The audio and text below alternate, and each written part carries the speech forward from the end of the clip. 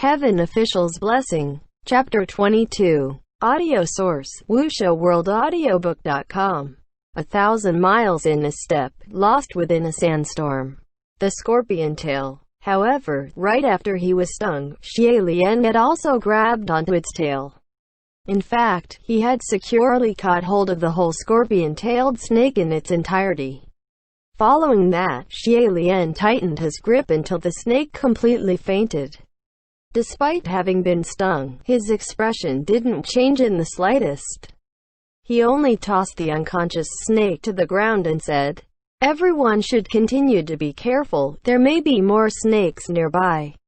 Xie Lian hadn't finished speaking when he felt something tighten around his wrist.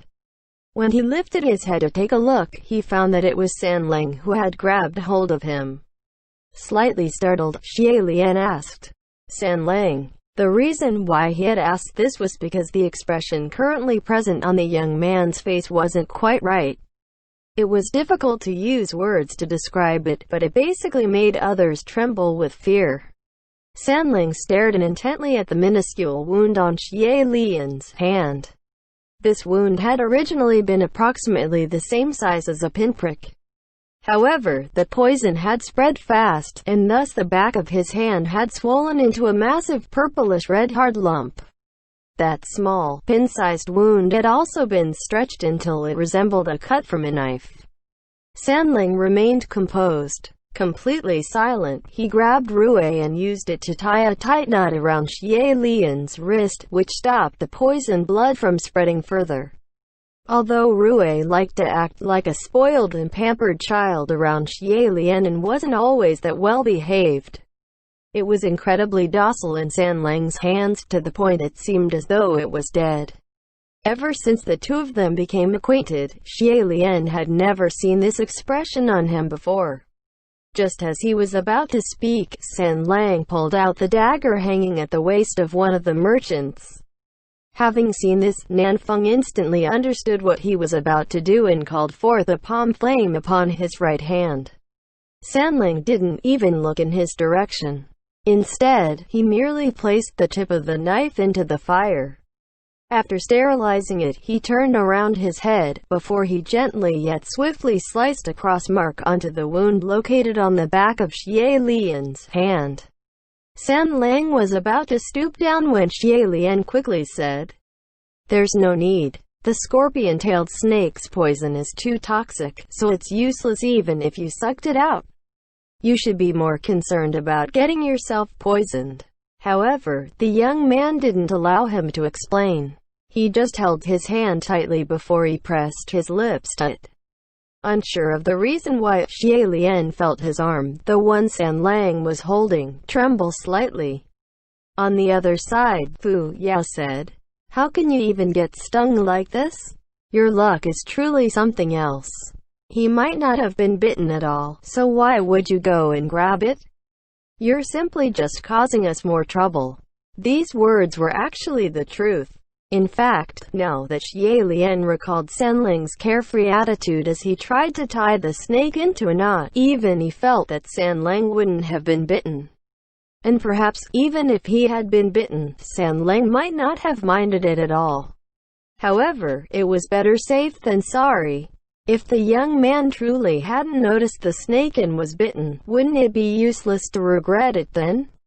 He waved his other, unwounded hand and said, "In any case, it doesn't hurt and it wouldn't kill me." "Don't mind it?" Fu Yao asked. "It really doesn't hurt," Xie Lian honestly replied. "Yes, I don't feel it anymore." This much was true. Xie Lian, being himself, was extremely unlucky. When he traversed through mountains, 8 out of 10 times he would step on poisonous snakes, startle poisonous bugs, and so on. He has already been bitten by an assortment of poisonous creatures 1,000 times over, but his tenacity made it so that he just wouldn't die. At most, he'd get a fever for 3 days and nights, and upon waking up, he would be completely fine. In addition, Xie Lian was really insensitive toward pain. No matter what kind of pain it was, he would just let it hurt and hurt until he became used to it. By the time he finished talking, San Lang finally lifted his head. The swelling on the back of Xie Lian's hand had gone down. From the corner of San Lang's lips, a thread of blood trickled down. Gaze extremely cold, he moved his eyes toward the scorpion-tailed snake that laid on the ground. Suddenly, a bang sound rung out mournfully. That purplish-red snake had exploded into a pool of purplish-red minced meat. When everyone saw how the snake had exploded, they were all taken aback. However, no one knew who did it. Although none of the blood had spattered onto them, they were still terrified. Tian Sheng still remembered that Xie Lian had also been stung. He anxiously said, "This GE, were you also stung? What are you going to do?" Xie Lian tightened the bandage around his wrist. With a smile, he said, "You're a good kid. I'm fine. We'll follow the original plan. Next, we will enter the city to look for the Shangyue fern." A merchant hastily said, "If you guys are going, then what about us? Should we also send someone too?" Xie Lian replied, "There's no need for you guys to go. The ancient land of Banyu Kingdom is likely very dangerous. An additional person is merely another accident just waiting to happen. After we find the Shangyue fern, we will bring it back and give it to you before the 24 hours are up." Several merchants exclaimed in succession, Really? We would be too grateful. How could we have the nerve?" However, the moment Xie Lian spoke his next line, the expressions of the merchants immediately changed. He said, "In order to find the ancient Banyu Kingdom as quickly as possible, I would have to inconvenience you all to temporarily lend us this brother so he may show us the way." The one he wanted to borrow was naturally a Zhao. If one said the expressions present on the merchant's face earlier were gratitude and joy, now the majority bore a look of hesitation. Xie Lian also thoroughly understood why. The merchants were worried that once they took their guide and found the Shangyue fern, they'd run off on their own. Even if a Zhao had a conscience and decided to not run off with them while being willing to come back, much time would be delayed. Yet, the merchants were indeed unwilling to go to the "with every passing, half the party goes missing" damnable place. This made them torn between the two choices. This was human nature, and was thus understandable. Xie Lian immediately added, "But I'm afraid there may be other things that might come attack you all. So, Fu Yao, stay behind and look after them." Since they were leaving someone here, most of the merchants finally nodded and said, "All right, as long as a Zhao is willing to go with you." Therefore, Xie Lian turned towards a Zhao and said, "Young friend, are you willing to help us? It's all right, even if you aren't." A Zhao nodded and replied, "I can. Although, the ancient Banyu Kingdom is actually rather easy to find. If you follow and walk down this direction, you will be able to find it." After they said their goodbyes to the merchants, a Zhao walked at the very front to lead the group. Xie Lian, San Lang, and with Nanfeng followed closely behind him. Having walked for some time, Xie Lian opened his mouth to ask, "A Zhao, do scorpion-tailed snakes frequently appear in this area?" A Zhao replied, "Scorpion-tailed snakes don't appear often. This is also my first time seeing them." Xie Lian nodded and didn't inquire further. In reality, he had lived near Banyu Kingdom for a period of time in the past, but this was also his first time encountering a scorpion-tailed snake. Therefore, there was nothing wrong with the Zhao's answer. Nanfeng had sensed something to some extent. He quietly asked him, "You suspect a Zhao?" Xie Lian also lowered his voice and said, "In any case, we already brought him out, so just keep an eye on him." If it was in the past, the first one to speak to him would inevitably be San Lang. But at the moment, although Xie Lian was unsure if it was because of what had happened earlier, the young man's expression was still unpleasant. San Lang wouldn't utter a single word. Xie Lian also didn't know what was wrong. Since he was unable to talk to him, he could only continue to walk. The four of them walked in the vast Gobi Desert for slightly less than an hour. The storm had long gone, so without any wind or sand blocking their path, their traveling speed became awfully quick. Gradually, they were able to make out a few hardy weeds that grew within the cracks in between the sand and the rocks. It was until the sun had almost set when Xie Lian finally saw the ancient city emerging from the horizon. This ancient city was difficult to spot because it was khaki in color, which blended in with the vast yellow sand that surrounded it. The city wall had crumbled, and there were a few sections that were buried amidst the yellow sand. It was only after they had walked closer did they discover that the city wall was extremely tall. In fact, the tallest parts were more than 30 or so meters high, so it wasn't difficult to imagine the wall in its former grandeur. After they entered through the city gates, the four of them had officially entered the land of the ancient Banyu kingdom. Like always, the main street past the gates was wide and empty.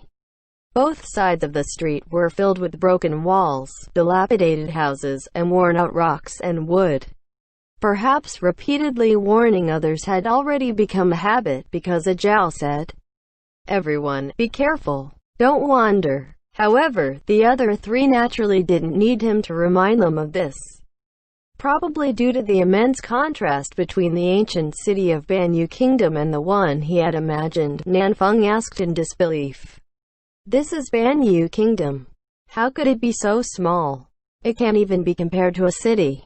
Xie Lian replied, "As a small desert kingdom, the bigger the oasis, the larger the kingdom. Even during its flourishing period, Banyu Kingdom consisted only of around 10,000 people. It truly is only this big. It had been alright when there was a lot of people around, and was even pretty lively." Nanfeng examined the area and said, "Defeating this kingdom was probably a matter that only took a couple of days." Xie Lian shook his head. "That hard to say. Nanfeng, don't underestimate the people of Banyu.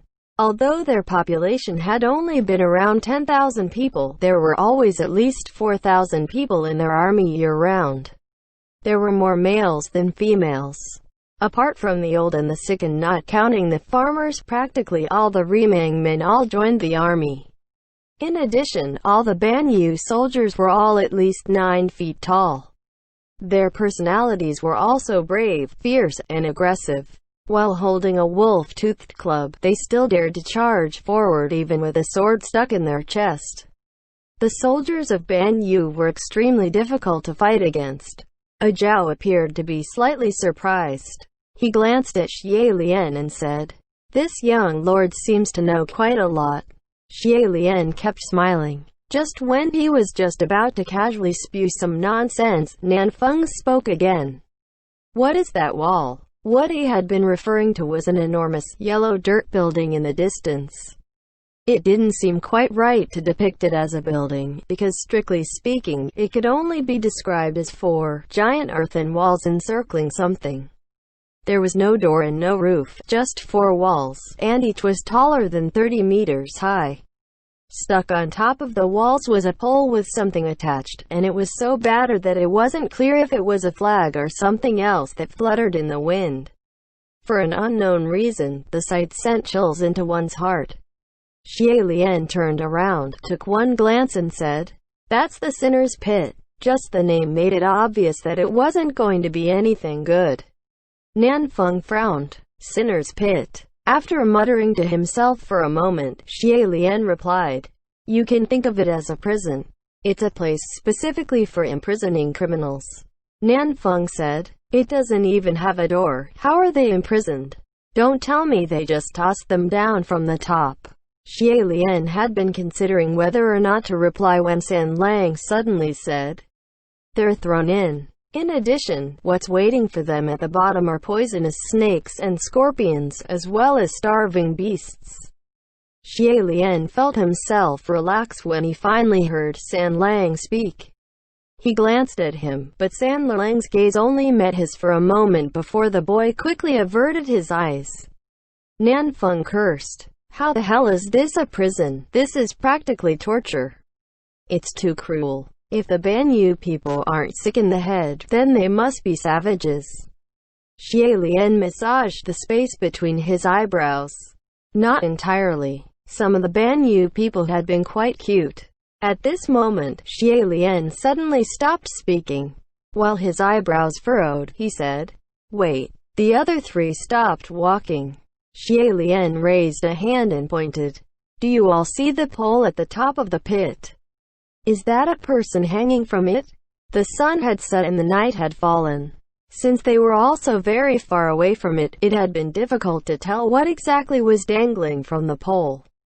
However, after they had walked a bit closer and saw the silhouette of the dangling object, it was obvious that it was a scrawny person dressed in black clothes, ragged and tattered. They were hung above the sinner's pit, appearing rather like a worn-out doll as they were blown back and forth by the wind. Sanling said, "It is."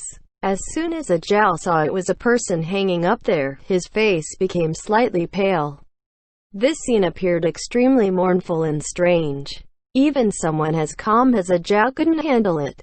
At that moment, San Lang inclined his head a bit and quietly said, "Someone's here." He wasn't the only one to have noticed. Xie Lian had also heard the sound of very faint footsteps. Both sides of the street had dilapidated houses, so the four of them immediately dispersed to hide within them. Xie Lian and San Lang ducked into the same house, while Nanfeng and Zhao hid in the house across from them. After a short while, a female official dressed in white appeared at the end of the beaten road. The woman wore light, flowy robes that were as white as snow, while a hasa rested in the crook of her arm. As she walked down the street, she glanced left to right with her very bright eyes. Her expression made it seem as if this place was not a long-abandoned ancient city, but a little garden she could visit whenever she liked. Not too far away from her was a young woman dressed in black. With her hands clasped behind her back, she slowly followed behind the woman in white. The young woman wearing black had facial features that appeared rather cold. Her gaze was not unlike that of an unsheathed dagger, while her long hair was draped over her back. In fact, the woman herself seemed to emit a chilly aura. And although she had been walking behind the woman wearing white, no one would mistake her as an underling. These two were precisely the people Xie Lian and his party had seen outside the little run-down building at noon. At that time, these two had flitted past them. The figure of the one wearing black had been very tall, hence Xie Lian had been unable to discern whether they were male or female. Only now did he realize that the two of them were both females. The one wearing white could only be the Banyu head priestess, but the one wearing black, who could she be? That Banyu head priestess swayed the Hasu about in a leisurely manner. Where did those people run off to now? As soon as our attention slipped, they vanished. Do I really have to drag them out one by one to kill them? Xie Lian thought to himself. Sure enough, as soon as they entered the city, someone immediately began watching them. The woman in black walked forward. With an expressionless face, she walked past the woman dressed in white and said, "You can call your friends out to help you kill them." By friends, she could only be referring to the extremely deadly Banyu soldiers. The Banyu head priestess laughed and said, "Ha ha ha. I don't like asking other people, I only like to ask you. Doesn't that make you happy?" However, the woman in black didn't leave her with any face. She icily said, "Being asked by you to come here and do these kinds of things isn't anything to be happy about. Hurry up, let's go." The Banyu head priestess raised an eyebrow, although she indeed began walking quicker. The conversation between the two women made it seem as if their relationship were that of good, old friends. These two definitely couldn't be ordinary people, and the one dressed in black definitely couldn't be someone with an obscure reputation. As someone who was familiar with the Banyu head priestess, who could they be? A mysterious person from the same sect? Or perhaps there had been a queen regnant or a female general in Banyu Kingdom. While he rapidly analyzed this, Xie Lian also held his breath. He definitely didn't want to be discovered right now. At present, it seemed that the Banyu head priestess's temper was very unpredictable. What if she saw them and in a moment of excitement, called forth a horde of the legendary Banyu soldiers who were rumored to be 9 feet tall and wielded wolf-tooth clubs? If that happened, they would have to fight for quite a while. And with only a 24-hour deadline, losing even 2 hours only meant an increase to the danger. But who would have thought? With Xie Lian's luck, the more he didn't want something to happen, the more likely it was to happen. As the woman in black walked past the front of their house, she suddenly halted. Following that, her perceptive gaze swept towards them. The Banyu head priestess had already walked a few steps. However, upon seeing her companion stop, her body began leaning back. "Hey, are we going or not?" the woman in black said. "You, move back," the Banyu head priestess said. "Oh," before retreating. The woman in black had been just about to raise her hand, when suddenly, an explosive noise erupted from across the street. On the other side, the house Nanfeng and A Zhao had been hiding in suddenly collapsed. As the house caved in, the buildings beside it followed. In a split second, sand and dust billowed onto the street. A black shadow suddenly leapt out of the sand and then expelled a stream of powerful flames towards the Banyu head priestess. And yet, the woman in black had already turned around and stood protectively in front of the head priestess. Her left hand still remained behind her back, while her right easily contained the stream of flames in her palm with a grab. Then, she immediately shot the flames back. That shadow was also incomparably quick and nimble like a rabbit. After it dodged the attack by a hair, it left behind a cloud of dust as it escaped into the distance. The Banyu head priestess gave chase, but the one in black glanced towards Xie Lian and Sen Lang once before she followed after her. This entire event all happened in a single instant. Xie Lian inwardly said, "Good job, Nanfeng." He knew that the Nanfeng who had been hidden across the street must have seen that they were about to be discovered. Thus, he created a diversion and helped lead the enemies away.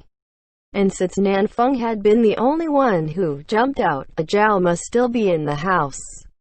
After he confirmed the 3 of them were far enough away, Xie Lian pulled Sen Lang out and called, "A Zhao, you're still alive, right? Are you hurt?" Instantly, muffled sound came from beneath the collapsed house. "I'm fine." Reassured, Xie Lian replied, "As long as you're alright." Although he trusted Nanfeng had used utmost precision and control when he collapsed the house and had thus left enough space for a living person. In the end, Xie Lian still needed to confirm this to assuage his worries. With a single hand, Xie Lian lifted a rotten roof beam. After a while, A Zhao crawled out from under the house with some difficulty. His entire head and face were covered in dust, but after he patted himself off, he recovered his usual tranquil expression. Xie Lian said, "Now there's only 3 of us left. Nanfeng is being chased, so we need to act even faster. A Zhao, do you know where the Shanwei Fern is located at?" A Zhao only shook his head and said, "My apologies. I only know the location of the ancient city. I haven't actually came here before, so I'm unclear as to where the Shanwei Fern grows." To the side, Sen Lang said, "It is said that the Shanwei Fern likes shade. It's a small plant with incredibly delicate roots, yet its leaves are comparatively large. Its shape is similar to a pointy peach. You might as well look for it around a tall building." Xie Lian thought it over. A tall building? On the topic of tall buildings within a kingdom, what kind of building could be larger and more magnificent than the imperial city? In addition, the legend said that after the banquet, the queen had plucked a leaf from the Shanwei Fern. This could also serve as evidence that the Shanwei Fern indeed grew within the palace. The 3 surveyed the area. Sure enough, at the center of the city, they saw a palace built from stone, dirt and wood. From afar, the palace looked quite imposing. However, from up close, the decline of the building was only slightly better than the houses on the streets. After passing through the main gates of the palace, there was a large garden. Perhaps it hadn't been a garden but a plaza or something similar in the past. But now, after years of neglect, only a patch of land remained, one filled with all sorts of greenery. That was right. What they were currently stepping on was not sand, but mud. It was probably the last vestiges of the oasis. In fact, the Shanwei fern was probably hiding amongst the rich vegetation. Xie Lian said, "Let's be efficient. We only have 24 hours. However, you must be very careful of the scorpion-tailed snakes." Zhao agreed, while San Lang also gave his consent with a hum. Thus, the three of them all lowered their heads to search. However, Xie Lian suddenly recalled that the Banyu head priestess could control scorpion-tailed snakes. Therefore, after traipsing onto her home territory, the scorpion-tailed snakes should have made more appearances. Yet, after they entered the ancient Banyu kingdom, they hadn't seen another scorpion-tailed snake. He straightened his back and was just about to speak. However, at this moment, his hand suddenly touched something cylindrical. Xie Lian bowed his head to take a look. It was a human leg. End chapter.